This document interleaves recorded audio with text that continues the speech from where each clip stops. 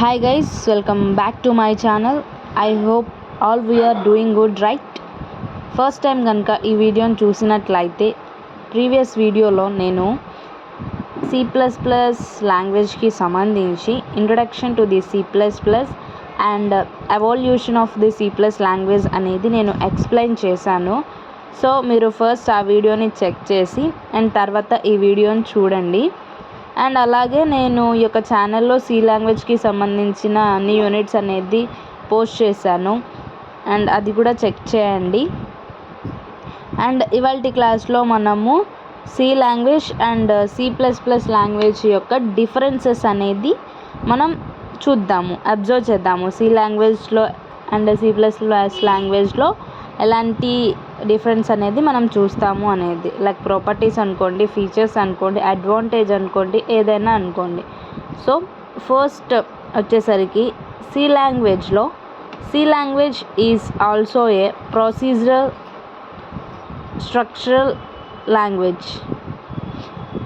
C++ is a object oriented language. C language అనేది procedural language అన్నమాట. అలాగే C++ language అనేది ఆబ్జెక్ట్ ఓరియంటెడ్ లాంగ్వేజ్ అన్నమాట.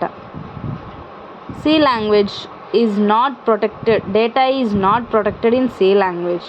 సి లాంగ్వేజ్లో చూసుకుంటే డేటా అనేది ప్రొటెక్ట్గా ఉండదన్నమాట. అదే C++ లాంగ్వేజ్లో డేటా అనేది సెక్యూర్గా ఉంటుంది. ఎందుకు అంటే మనము ఒక కోడ్ అనేది రాస్తాము.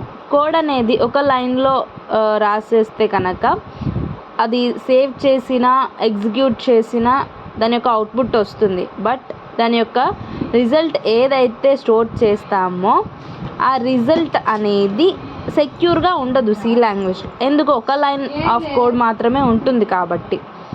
ఒక లైన్ ఆఫ్ కోడ్ అంటే ఒక ప్రోగ్రామ్ అనేది ఎగ్జిక్యూట్ చేసేటప్పుడు మనము ఆ ప్రోగ్రామ్కి సంబంధించి చాలా కోడ్ అనేది రాస్తాం కదా.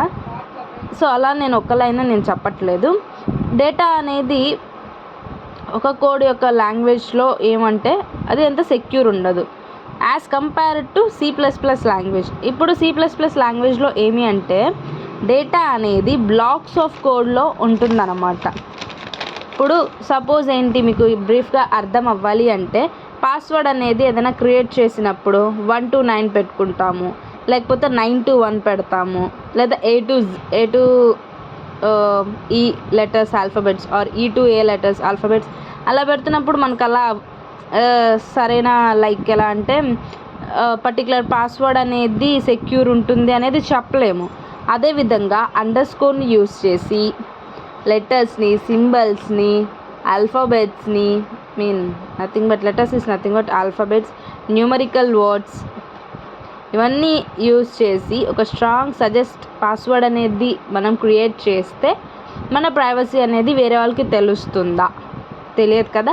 అలాగనే C++ లాంగ్వేజ్లో కోడ్ అనేది బ్లాక్స్లో ఉండటం వల్ల డేటా అనేది సెక్యూర్గా ఉంటుంది.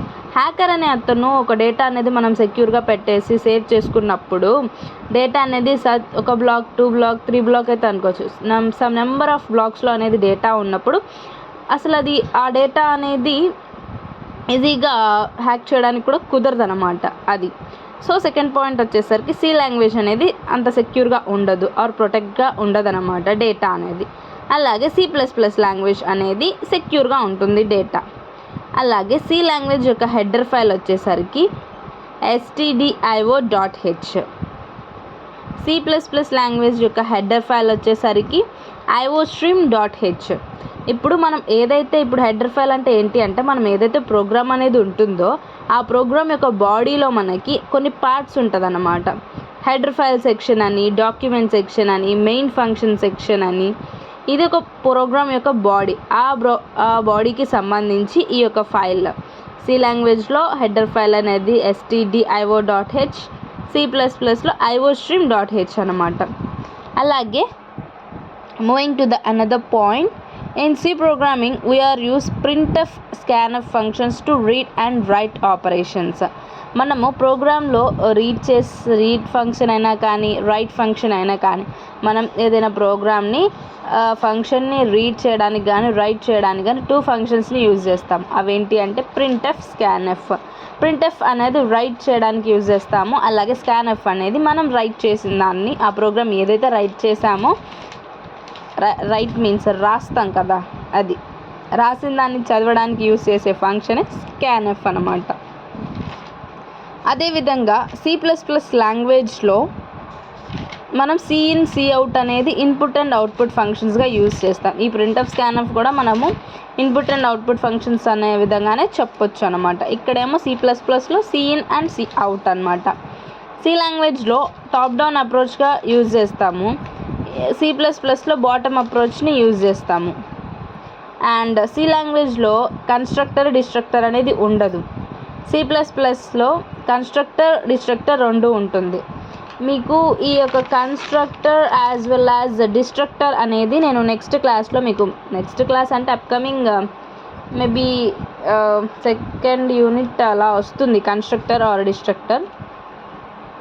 ఆ వీడియోస్లో మీకు చెప్తాను నేను కన్స్ట్రక్టర్ అంటే ఏంటి, కన్స్ట్రక్టర్ని ఎందుకు యూజ్ చేస్తాము, డిస్ట్రక్టర్ అంటే ఏంటి, డిస్ట్రక్టర్ అంటే ఎందుకు యూజ్ చేస్తాము.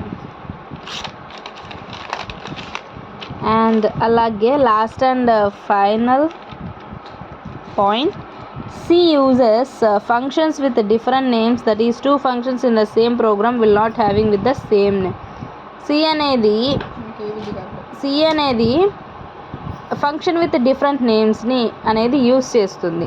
దట్ ఈస్ అంటే ఏంటి అంటే 2 functions in the same programme will not having with the same name. ఒక 2 functions సేమ్ ప్రోగ్రాంలో 2 functions అనేవి ఇస్తాం కదా, అదేంటంటే సేమ్ నేమ్తో అలో చేయదు, సేమ్ నేమ్తో రాదు. అదేవిధంగా C++లో uses with functions overloading, it is possible to give 2 or more functions with the name. అదేవిధంగా C++లో ఏంటి అంటే 2 or more functionsకి సేమ్ నేమ్ అనేది ఇవ్వడానికి పాసిబిలిటీ ఉంది. సి లాంగ్వేజ్లో ఏంటంటే అలా ఇచ్చే పాసిబిలిటీ అనేది లేదన్నమాట. ఇది మనకి ఇవాల్టి class, differences between C and C++ language. I hope మీ అందరికీ అర్థమయ్యే ఉంటుంది అనుకుంటున్నాను. మీకేమన్నా డౌట్స్ అనేది వస్తే కనుక నాకు కమెంట్ సెక్షన్లో చెప్పండి. అండ్ ఇంకేమన్నా నేనేమన్నా లైక్ చెప్పే విధానం కానీ ఏదన్నా మిస్టేక్గా ఉంటే, లేదా వాయిస్ అనేది బ్రేక్ అవుతున్నా, లేదు వాయిస్ అనేది స్పీడ్ అవుతున్నా, ఏమన్నా అర్థం కాకపోయినా కానీ నాకు కమెంట్ సెక్షన్లో చెప్పండి, నేను చేంజ్ చేసుకుంటా అనమాట వీలైనంత త్వరగా. ఓకే, మీకు ఈ వీడియో అనేది కొంచెమన్నా హెల్ప్ అవుతుంది అనుకుంటున్నాను. నా వీడియోస్ కనుక కొంచెమన్నా హెల్ప్ అవుతుంది మీకు అనుకుంటే కనుక సబ్స్క్రైబ్ చేసుకొని అండ్ అలాగే మీ ఫ్రెండ్స్కి షేర్ చేయండి. Thank you.